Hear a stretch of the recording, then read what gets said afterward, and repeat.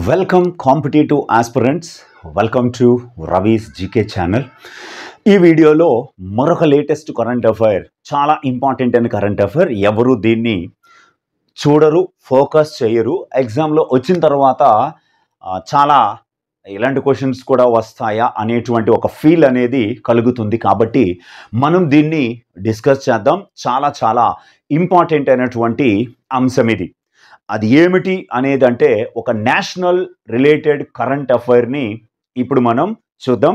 దానికంటే ముందు మన కంటెంట్ అద్భుతంగా ఉంటుందని భావిస్తున్నాను. కాబట్టి మీకు కూడా ఆ కంటెంట్, వీడియో కంటెంట్ నచ్చితే, సబ్జెక్ట్ కంటెంట్ నచ్చితే మీరు ఎంకరేజ్ చేయండి, సబ్స్క్రైబ్ చేసుకోండి, కాంపిటేటివ్ ఆస్పిరెంట్స్కి అందరికీ షేర్ చేయండి. ఆ కంటెంట్ ఖచ్చితంగా మీకు ఉపయోగపడుతుంది. ఈ నేషనల్ రిలేటెడ్ ఇష్యూస్లో భాగంగా ఏమిటి ఈ అంశము అనేది ఇప్పుడు మనం చూద్దాం.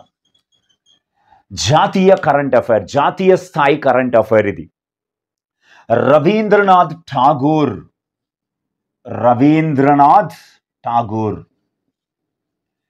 ఈ రవీంద్రనాథ్ ఠాగూర్ యొక్క లేఖలు లేదా ఉత్తరాలు వేలం. ఇది చాలా బాగా మనం గుర్తుపెట్టుకోవాలి. ప్రశ్న అడగడానికి అవకాశం ఉంది. ఎన్ని ఉత్తరాలు వేలం వేశారు, ఎవరికి రాసిన ఉత్తరాలు ఇవి, ఏ భాషలో ఈ ఉత్తరాలు రాయబడినవి, ఎవరు వేలం వేశారు, ఇవి ఎంతకి అమ్ముడయ్యాయి అనేటువంటి కీలకమైన అంశాలు. ఎవరికి రాసిన ఉత్తరాలను కూడా రేపు ప్రశ్న అడగవచ్చు. అందుకు చాలా ఇంపార్టెంట్గా ఈ అంశాన్ని మనం చూసుకుందాం. రవీంద్రనాథ్ ఠాగూర్ విశ్వకవి అంటారు. ఆసియా ఖండం నుంచి నోబెల్ సాహిత్య బహుమతి పొందిన తొలి వ్యక్తి రవీంద్రనాథ్ ఠాగూర్. 1913లో నోబెల్ సాహిత్య బహుమతి పొందారు. భారతదేశం నుంచి నోబెల్ బహుమతి పొందిన తొలి వ్యక్తి రవీంద్రనాథ్ ఠాగూర్. భారత జాతీయ గీతం జనగణమనను మనం 1950 జనవరి 24న అధికారికంగా స్వీకరించాం. అప్పటికి ముందే దీనిని బెంగాలీ భాషలో ఆయన రచించారు. జనగణమనని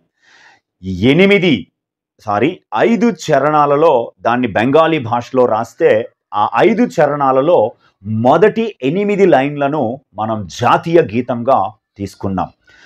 దీనిని జాతీయ గీతం జనగణమనని మొట్టమొదటిసారిగా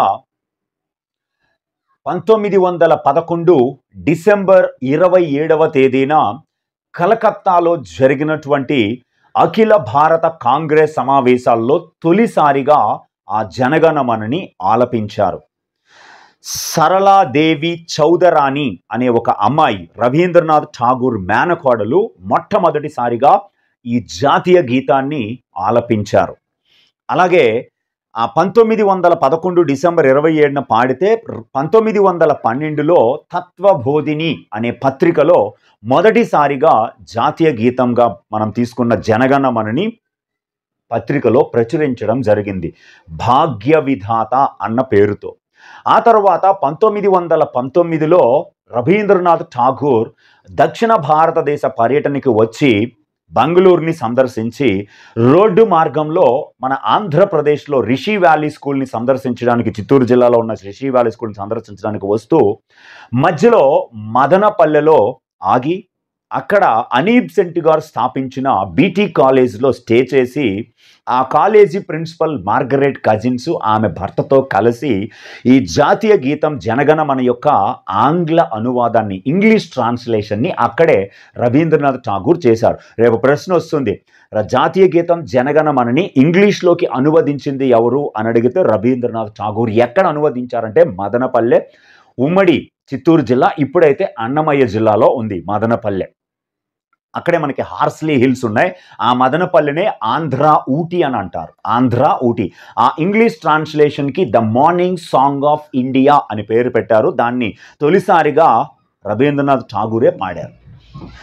బంగ్లాదేశ్ జాతీయ గీతమైన అమర్ సోనార్ బాంగ్లాను కూడా రవీంద్రనాథ్ ఠాగూరే రచించారు. అయితే ఈయన రచించినటువంటి లేదా రాసినటువంటి 35 ఉత్తరాలని ఆయనే స్వతహాగా ఆయన చేతితో రాసిన 35 ఉత్తరాలను, ఈ 35 ఉత్తరాలని కూడా ఆయన బెంగాలీ భాషలో రాశారు.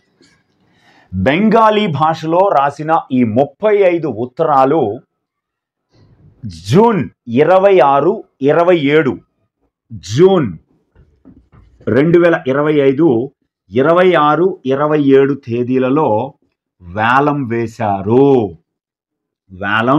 వేశారు. ఈ ఉత్తరాలను ఆన్లైన్లో వేలం వేశారు. ఇది కూడా గుర్తుపెట్టుకోండి, ఆన్లైన్లో, ఎక్కడ వేదిక లేదు, ఆన్లైన్లో వేలం వేశారు. ఆన్లైన్లో వేలం వేసిన సంస్థ ఏమిటంటే అష్టగురు అనేటువంటి సంస్థ. ఏ సంస్థ వేలం వేసింది? అష్టగురు. వేలం వేసిన సంస్థ అష్టగురు అనేటువంటి ఒక సంస్థ వేలం వేసింది. ఈ సంస్థ ఈ లెటర్స్ని 7 కోట్లు ధర పలుకుతాదని ఒక ఎస్టిమేషన్ కూడా వేశారు.